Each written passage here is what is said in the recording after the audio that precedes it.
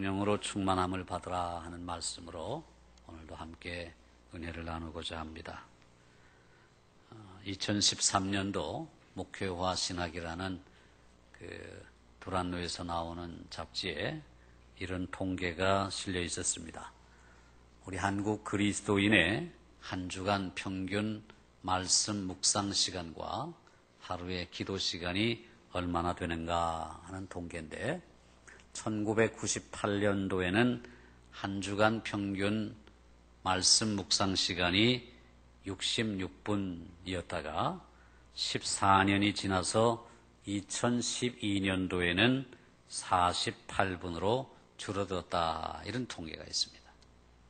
98년도에는 아마 IMF 위기도 맞고 국가적으로 굉장히 어려운 시기에 우리 그리스도인들이 일주일에 66분 정도 평균 하나님의 말씀을 읽었다, 이런 통계고, 또 이제 살만하니까 2012년도에는 말씀 묵상이 줄어들어서 66분이 48분으로 줄었다, 그런 말입니다.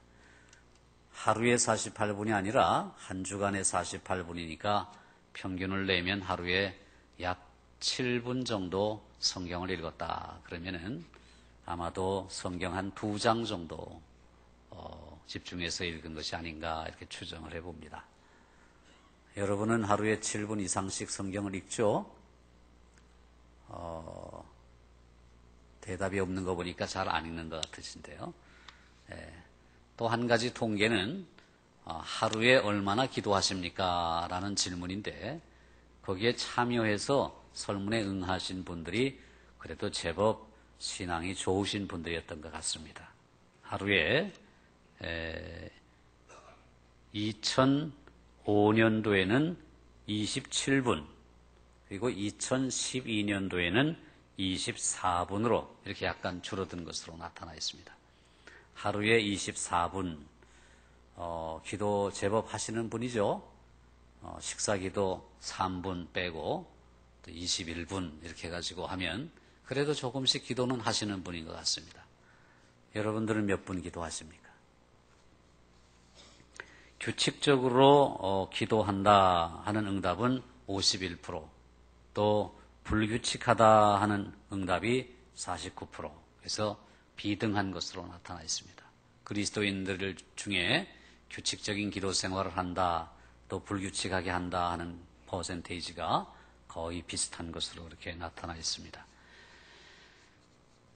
이 이야기는 우리에게 무엇을 말씀해 주고 있는가 하면 저 나름대로 해석을 해보면 이런 것 같습니다. 우리 그리스도인들은 풍성한 신앙의 성장을 위해서, 또 개인적으로 그리스도를 더 깊이 알아가기 위해서, 또 하나님의 뜻을 더 잘 분별하기 위해서 투자하는 데는 게으르다 하는 것이죠. 구원을 받은 것은 좋은데, 또 천국 가는 승차권을 얻은 것은 좋은데, 우리가 더 깊이 예수님을 알아가고 더 깊은 신앙의 세계 속으로 그렇게 하나님의 뜻을 알아가는 일에는 소홀히 하고 있다, 이런 것을 우리에게 증거해 주는 것이 아닌가 생각을 합니다. 철로 역정의 저자인 존 버년의 유명한 말이 있습니다. 기도는 인간으로 하여금 죄를 그만 짓도록 한다. 그러나 그렇게 하지 않으면, 기도하지 않으면 죄가 인간으로 하여금 기도를 그만두도록 할 것이다. 기도는 영혼의 방패다, 그런 말입니다. 기도하면 죄를 짓지 않게 되고, 기도를 쉬면 기도가 그만 우리에게서 사라지면서 죄가 우리를 지배하게 된다, 그런 말씀이죠. 왜 그런가? 기도는 영혼의 방패이기 때문입니다. 존 버년은 우리의 기도는 하나님께 드리는 희생 제물이고 사탄에게는 채찍이다, 이렇게 말했습니다. 우리 하나님께 예물을 드리는 것이 기도고, 또 우리가 기도하면 사탄은 채찍으로 두들겨 맞는 것과 같다, 그렇게 말한 거죠. 이런 병 속에 이렇게 내용물이 가득 차 있으면 아무리 흔들어도 섞이질 않습니다. 그런데 한 절반 정도가 있으면 이렇게 흔들면 섞이게 되죠. 이것이 바로 성령 충만하다는 것의 의미입니다. 성령으로 충만하면은 거기에는 불순물이 들어올 자리가 없게 되는 것이에요. 성령의 법, 생명의 법으로 가득한 사람은 거기에 세상 근심, 걱정, 염려가 들어오지 않게 된단 말입니다. 그러나 절반 정도 그저 성령으로 채워져 있으면 나머지 절반은 세상 염려, 근심, 걱정이 침투해서 우리의 신앙생활을 아주 혼란스럽게 하고 혼잡스럽게 만든다는 것입니다. 중국의 선교의 효시라고 하는 하슨 테일러라고 하는 선교사님은 이런 말을 했습니다. 사탄은 우리 둘레에 울타리를 쳐놓고 우리가 움직이는 것을 방해하는지는 모르지만 우리 위에 지붕을 씌우고 우리가 위를 쳐다보는 것을 방해할 수는 없다. 이런 말을 했습니다. 사탄이 우리의 주변에 울타리를 둘러쳐놓고 우리의 행동 반경을 제어할 수 있을지는 모르지만 위에 계신 하나님 앞에 기도하는 것 방해할 수가 없다. 그렇게 말한 것입니다. 한국의 초대 교회에 있었던 어느 성도의 간증입니다. 어느 해 겨울에 어떤 마을을 방문했는데 마침 그 마을에 겨울철인데 여름 옷을 입고 있는 한 여인을 만났습니다. 그 여인은 너무나 가난해서 이 소물을 넣은 겨울 옷을 입지 못했고 버선도 없이 맨발로 지내고 있었습니다. 그 여인이 불쌍해서 입고 있던 그 솜 덧저고리와 치마를 벗어주었습니다. 1년 후에 선교사님과 함께 이분이 다시 그 마을을 방문하자 마침 그 여인을 만나게 되었습니다. 그 여인은 자기가 벗어준 옷을 받고 이렇게 고마울 때가 어디 있는가? 내가 예수를 믿어야 되겠다 하고 예수를 믿었습니다. 그리고 또 자기에게 솜 덧저고리를 벗어주고 치마를 벗어준 그 사람이 전해준 예수님의 말씀, 하나님의 말씀을 남편에게 전했습니다. 남편도 예수를 믿게 되었습니다. 이제 남편이 하는 일이 점점 잘 되어서 요즘 아주 행복하게 지내고 있다는 간증이었습니다. 옆에 서 있던 선교사님이 그 여인에게 묻습니다. 요즘 얼마나 자주 기도하십니까? 그러니까 그 여인은 이렇게 대답합니다. 쉬지 않고 기도합니다. 너무나 바빠서 기도할 시간을 갖지 못할 때는 일할 때도 기도합니다. 어떻게 해요? 만약 제가 빨래를 하게 되면 주여 내가 이 옷들을 깨끗하게 빠는 동안 내 속에 있는 더러운 모든 죄도 깨끗하게 하여 주시옵소서 라고 기도하고요. 그리고 논밭에서 김을 매며 잡초를 뽑을 때면 오 주여 내 속에 있는 죄악의 풀과 가라지도 이렇게 뿌리채 뽑혀지게 하여 주시옵소서라고 기도합니다. 이렇게 대답했습니다. 우리 초대교회의 아름다운 이야기입니다. 우리는 어려운 일을 겪을수록 기도의 중요성을 실감하게 되죠.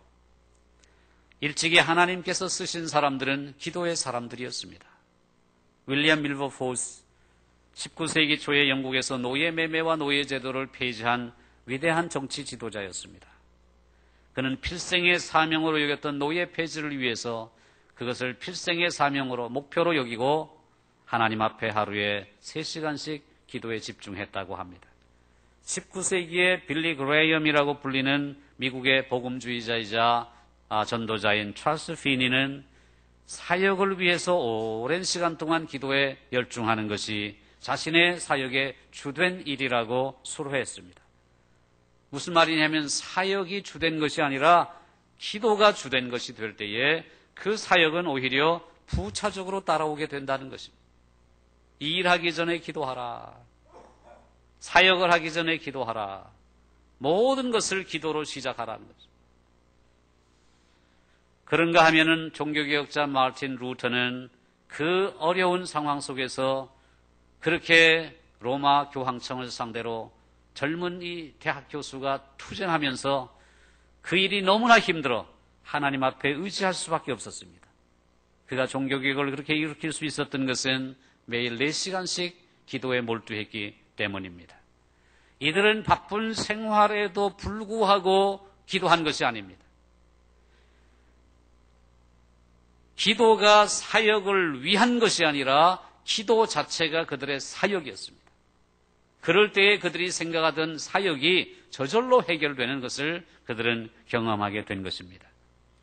예수님께서도 기도의 중요성을 너무나 강조하셨습니다. 내가 너희에게 이르노니 무엇이든지 기도하고 구한 것은 받은 줄로 믿으라. 그리하면 너희에게 그대로 되리라. 예수님은 또 이렇게 말씀하셨죠. 내가 진실로 진실로 너희에게 이르노니 너희가 내 이름으로 무엇이든지 구하면 내가 시행하리라. 너희가 내 안에 거하고 내 말이 너희 안에 거하면 무엇이든지 원하는 대로 구하라. 그리하면 이루리라. 아멘. 이렇게 말했습니다.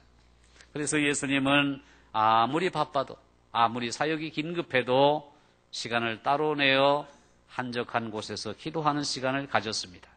기도가 이렇게 중요한 것은 바로 사탄과 생사가 걸린 전투를 우리가 벌이고 있기 때문입니다.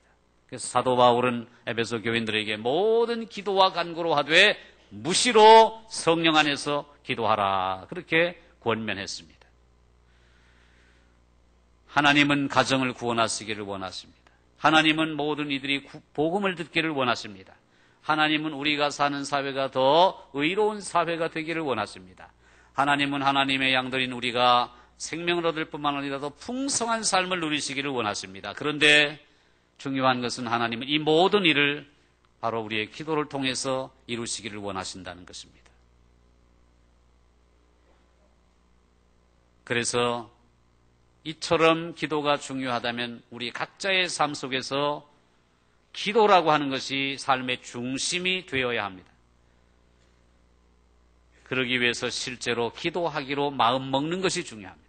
여러분 오늘 설교를 듣고 이제 댁으로 돌아가셔서 아내가 이 한 주간 동안 기도하는 사람이 되어야 되겠다.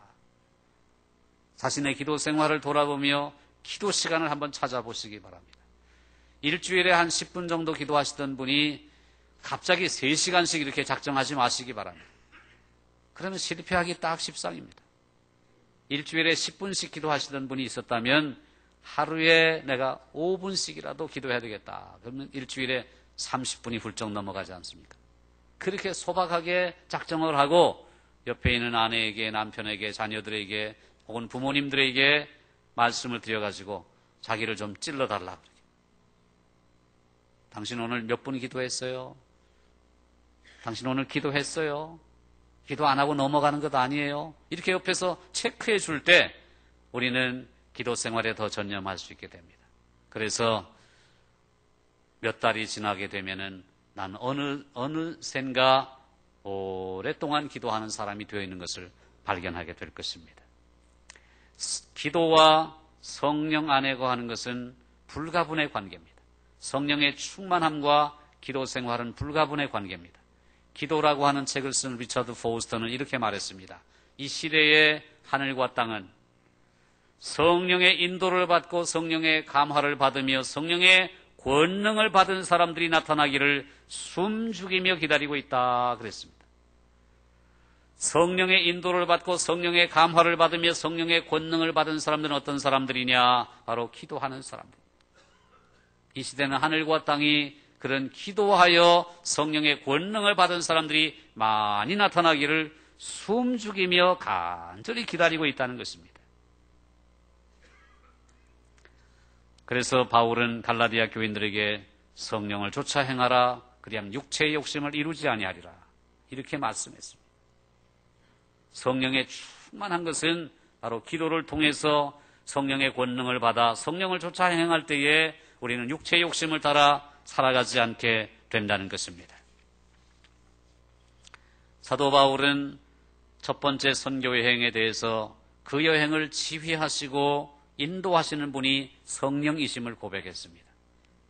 안디옥 교회 성도들이 주를 섬겨 금식할 때에 성령이 이르시기를 내가 불러시키는 일을 위하여 바나바와 사울을 따로 세우라 하시니 이에 안디옥 교회 성도들이 금식하며 기도하고 두 사람에게 안수하여 보내니라 그렇게 말했습니다. 선교사를 파송하는 것도 성령님이 하시는 일입니다. 첫 번째 선교 여행 때만이 아니라 두 번째도 마찬가지죠. 사도 바울은 소아시아 지역에 남아서 선교하기를 원했지만 예수의 영이 허락하지 아니하시는지라 예수의 영이신 성령님이 허락지 아니하셔서 그 성령님의 뜻을 따라 순종했더니 유럽 선교의 문이 활짝 열렸습니다. 그래서 유럽 선교의 효시가 되었던 것입니다. 우리가 잘 아는 감리교회 창시자인 요한 웨슬레의 어머니 수잔나 웨슬리, 그분은 무려 19명의 자녀를 키웠습니다. 우리는 자녀가 3명, 4명 있어도 자녀가 너무 많아서 도저히 기도할 시간이 없습니다. 너무 바쁩니다. 이렇게 말할 수 있지만 19명의 자녀를 키우면서도 수잔나 웨슬리는 기도를 멈추지 않았습니다. 참으로 경건한 어머니였죠. 그에게서 요한 웨슬레, 찰스 웨슬레, 얼마나 유명한 인물들이 태어났습니까? 이 수잔나 웨슬리는 여러분이 익히 들어왔지만 기도할 공간이 없습니다. 19명이 뛰어다니니 어디서 기도를 하겠습니까? 앞치마를 뒤집어 쓰고 주방에 그냥 무릎을 꿇고 앉아서 그냥 기도합니다. 앞치마를 뒤집어 쓰고. 그래서 어머니가 앞치마를 뒤집어 쓰는 순간 아이들은 조용했다고 합니다. 아, 엄마가 기도하신다. 얘들아, 쉿. 엄마가 기도하신다. 어머니가 늘 그렇게 가르쳤기 때문입니다. 앞치마 뒤집어 쓰면 엄마가 기도하는 시간이다. 주후 331년에 북아프리카의 한 부유한 그런 가정에서 한 여자아이가 태어났습니다. 주후 331년이니까 지금부터 한 1700년 가까운 그 전입니다. 그 여자아이의 이름은 모니카였습니다.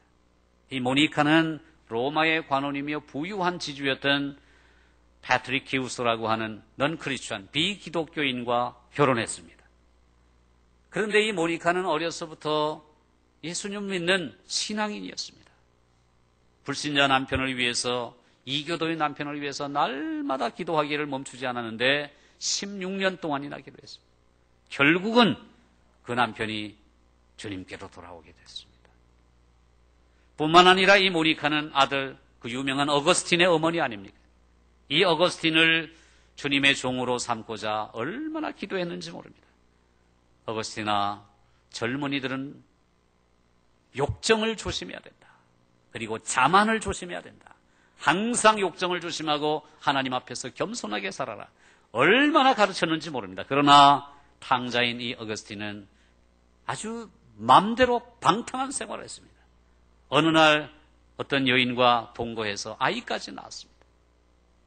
하지만 어머니 모니카는 실망하지 않고 사랑하는 아들이 하나님께로 돌아오기를 날마다 기도했습니다. 무려 30년 이상 동안. 그 기도로 말미암아 어거스틴은 암브로스라고 하는 감독을 만나서 회심하게 됩니다. 참으로 놀라운 사건이었습니다. 어거스틴의 회심은 단순히 개인적인 결단의 결과가 아니라 오랜 세월 동안 기도의 끈을 놓치지 않고 기도했던 위대한 어머니 모니카가 있었기 때문입니다. 후일 어거스틴은 그의 참회록에서 이렇게 말하죠. 나의 어머니는 젖과 함께 구주 예수 그리스도의 이름을 마시고 살게 하셨습니다.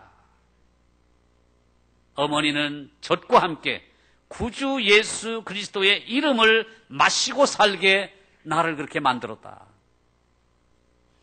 모니카는 주후 387년 그녀의 나이 56세, 56살, 그때 어거스틴의 나이는 33살이었습니다. 회심한 아들과 함께 로마에서 이제 고향으로 돌아오던 중에 행로의 병을 얻어서 세상을 뜨게 됩니다.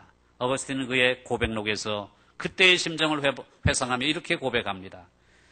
그동안 눈물로 나를 지켜내신 어머니는 지금 내 시야에서 떠나가셨지만 나는 어머님께서 내게 보여주신 하나님의 시야에서 살게 되었습니다. 나를 눈물로 지켜내신 어머니는 지금 내 시야에서 떠나가셨지만 나는 그 어머님이 보여주신 하나님의 시야에서 살게 되었습니다. 모니카의 헌신과 기도는 이교도인 불신 남편을 신앙의 자리로 인도한 것은 물론 기독교 역사상 가장 유명한 교부 중에 하나였던 성 아우구스티누스, 성 어거스틴을 키워냈던 것입니다. 사랑하는 성도 여러분, 성령으로 충만함을 입는 유일한 방법이 있다면 그것은 기도하는 것입니다. 그 옛날 어거스틴의 어머니처럼, 그 옛날 수잔나 웨슬리처럼 우리는 늘상 새벽이고 낮이고 밤이고 할 것 없이 기꺼이 자식들을 위해서 무릎을 꿇어야 할 것입니다. 우리네 옛 어머니들 많은 교육을 받지 못하셨지만 거실에 안진뱅이 책상에는 알이 이렇게 두꺼운 돋보기와 모나미 볼펜 한 자루가 펼쳐진 성경책의 한켠에 놓여 있었습니다. 저는 어머님의 그런 모습을 보고 자랐습니다. 사실 일제시대에 받은 초등교육 이후에 일평생 읽으신 책은 아마도 그 성경책 한 권뿐이었을지도 모릅니다. 어머니의 성경책에서 우리는 이 세상 어느 곳에서도 맡을 수 없는 향기를 맡게 됩니다. 성경을 더듬거리며 읽으시는 어머니의 음성 속에서 이 세상 어느 곳에서도 들을 수 없는 천상의 소리를 듣게 됩니다. 어머니의 기도와 함께 성경책 위로 떨어지는 눈물방울에서 세상 그 어느 곳에서도 보지 못한 아름다운 보석을 발견합니다.